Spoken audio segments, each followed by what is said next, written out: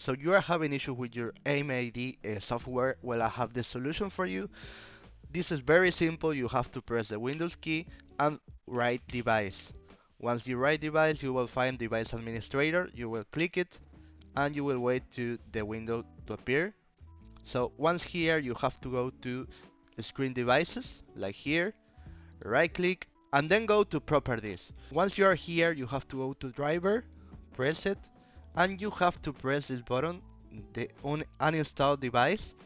And once you uninstall the device, it will update automatically.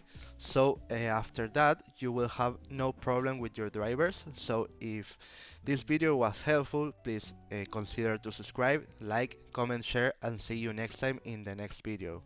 Easy way.